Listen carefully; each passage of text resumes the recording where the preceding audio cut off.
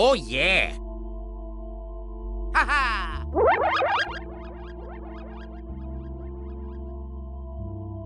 Check it out, I'm in the house like carpet. And if there's too many heads on my blunt, I won't spark it, I'll put it in my pocket and save it like rocket fuel. Till everybody's gone and it's cool, then I spark it up with What? How? His mama named him Mike, but I call.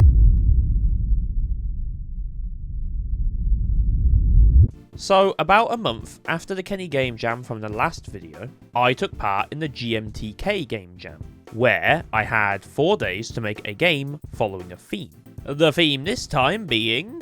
Built to scale. That.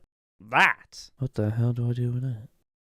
Yeah, so I'll be honest, I had absolutely no idea what to make for a good while. The theme is anything about size, so I focused on a game that revolves around changing something's size. One of these ideas was to have a robot that could be big and strong, or small but weak. It was going to be an action puzzle game where you'd need to switch between big for combat and small for puzzles, and oh shit, that's just Knack. Do you remember Knack for the PS4. No.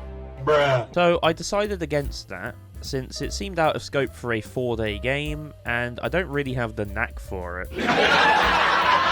Kill me. After this, I came up with a similar concept involving a slime, but it just basically felt like the same thing with a different character. Somewhere throughout this thought process, I had the idea of a stealth game, where the player is able to shrink, and about 30 minutes later, I couldn't get that out of my head, so I went with it. So I opened up Unreal, and one tutorial later, I had a character that could shrink and... Wait a sec. Okay, I had a character that could shrink and grow. The transition is handled here in this timeline. This curve going back down a little here is what gives it a nice growing effect. By this point on the Friday, it was getting kinda late, so I went to bed.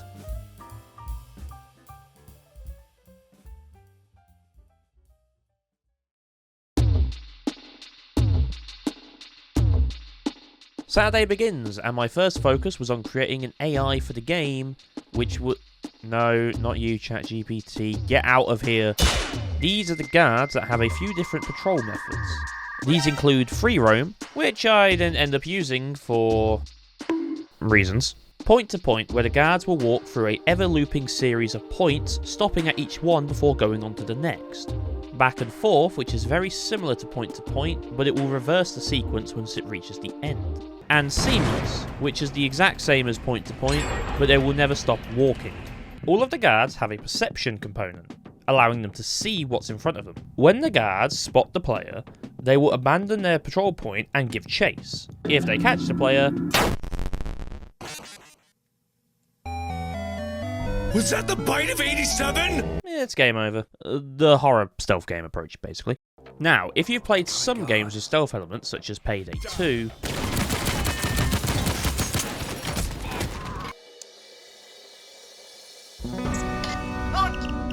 you'll find that the guards won't become alerted as soon as they see you, and instead become just slightly suspicious, only becoming alerted after looking at you for a bit. This is done to make stealth less punishing if you mess up slightly. And in my game, I've implemented the same kind of system. Each enemy has a sus meter that goes up when they see the player. When the meter's full, they will become alerted and chase you. When you're smaller, this meter will fill up slower since, you know, it's hard to see when you're tiny. The idea I had was that being smaller would be a little bit slower, but better for stealth. Now, it's not good if the guards will just chase you forever.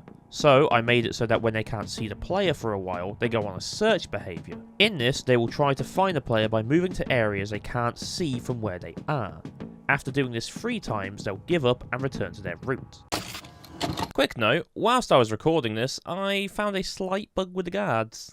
They would try to reach the player's last location before starting their search.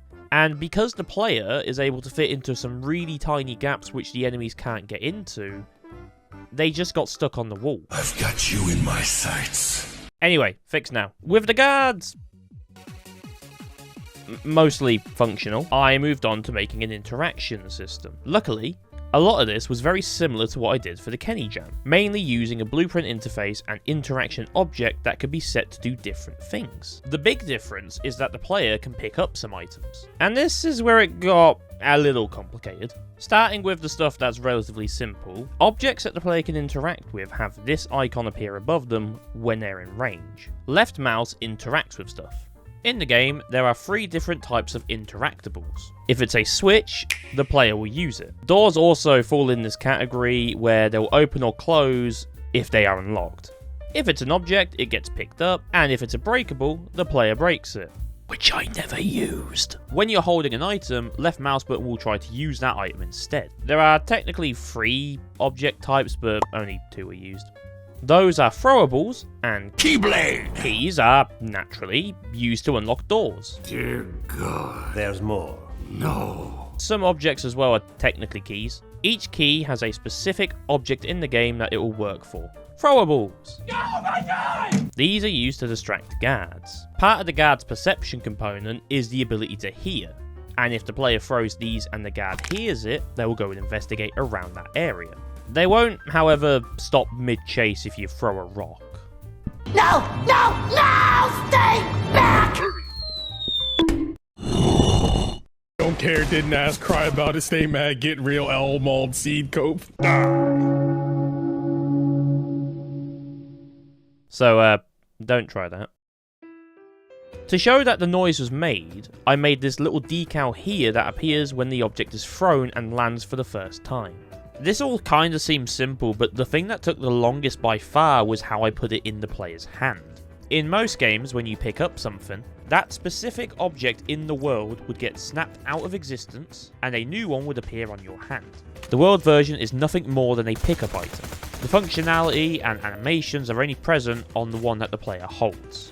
Dropping the item will destroy the one that you hold, and will create the new pickup for it. Granted, this is not the case for every game. So with that in mind, I actually did mine in a completely different way. In my game's case, the items don't get deleted when you pick them up, and instead just teleport to your hand, shrinking down in size and losing their collision. Now there is a reason why I did this, just not a very good one. One thing that this lets me do is have all of the functionality for the item on the item itself.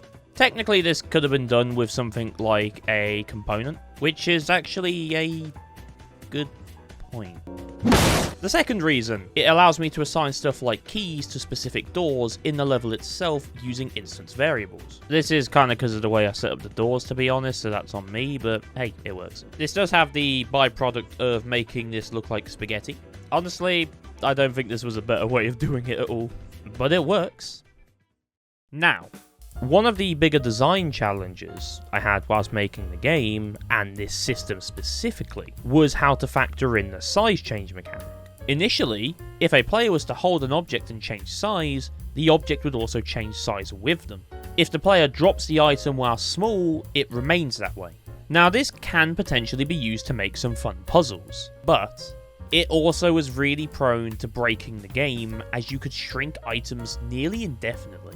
So, to make the game less breakable, I decided to make it that changing size will first drop the item, and you can't pick up items while small. This also gives the player more of a reason to actually switch back to being normal sized, which is good, because that's the idea. Now, before we move on to the next day, it's time for a new bug I found whilst making the video! Okay, new bug time. I was trying to show that you can pick up items while small anymore, which you can't, but it still does the animation, and then I found that you can just kind of actually still throw it for some reason. I don't know why you can do this, but you can. So yeah, new bug. Now that I've talked your ear off about the mechanics of the game, it's time to get adding that content. The first thing I did was add in a shader to help with the visual style of the game.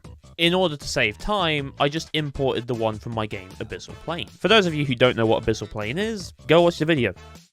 After this one, preferably. Now I did just directly port the shader from Abyssal Plane.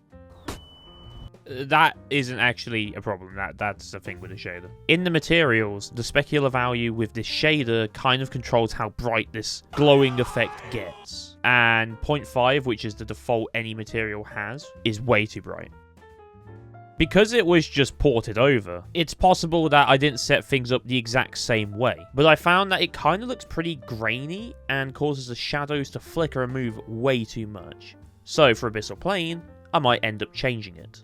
And this is a really good example of why I like doing game jams. It's a great opportunity to try out different things.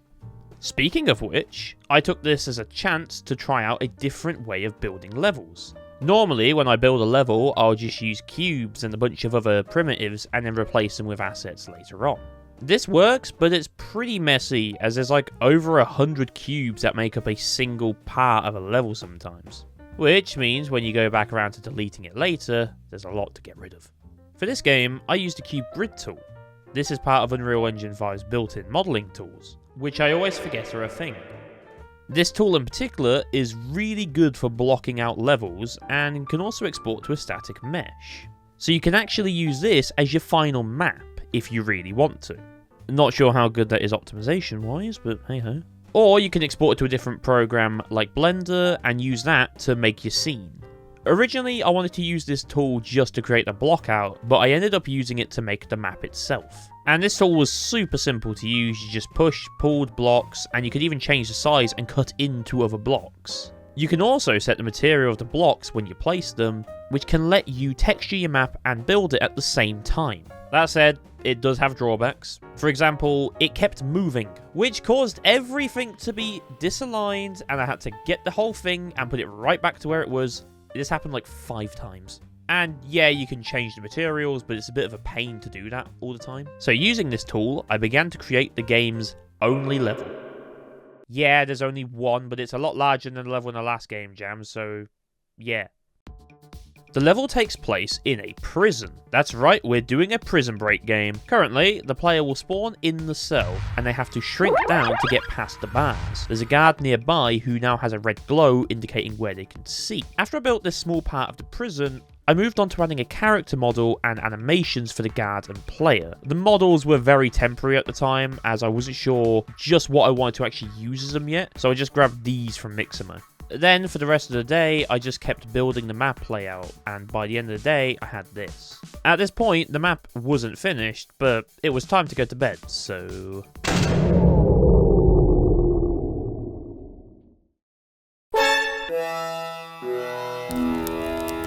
Yeah, so today I woke up and I just didn't have it in me to do anything, really. I felt absolutely terrible and just kind of hit a wall, I think. This could have been because the GMTKJAM was literally just a month before, but I'm not sure. Because of this, progress was pretty slow and I had a lot more breaks than I planned. I think the longer deadline also lessened my sense of urgency, as in the back of my mind, it's always there like, you can do this a bit later. Regardless, I still needed to get something done, so I spent most of the day building the map. I decided to go with a big square courtyard that is surrounded by a walkway with smaller rooms attached to that. The main exit of the prison is here, and I wanted players to have to explore most of the rest of the prison in order to reach it. Dotted around the map are these very small vents that the player can only enter when they're small. These are great for escaping pursuit, as well as being used to progress in the level. Speaking of progression, I began to add in locked doors and keys into the map that the player would need to find and use. For now, the keys are just a sphere.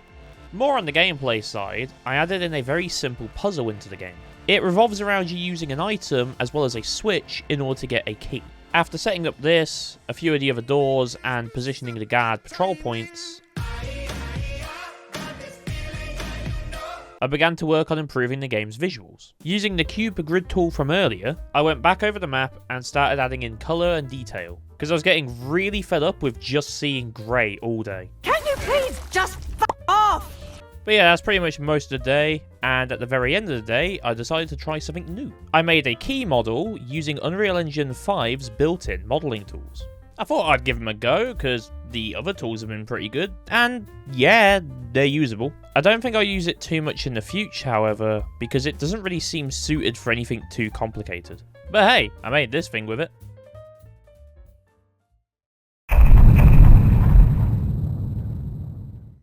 So, the final day is here, and oh boy, I should have done more yesterday. At the start of the day, I replaced the character model with a new one. This is actually a low poly base mesh created by Libble Kibble. Since I was short on time and the low poly style was what I was aiming for, I just threw this into Mixamo, gave it some textures, and this was my character model.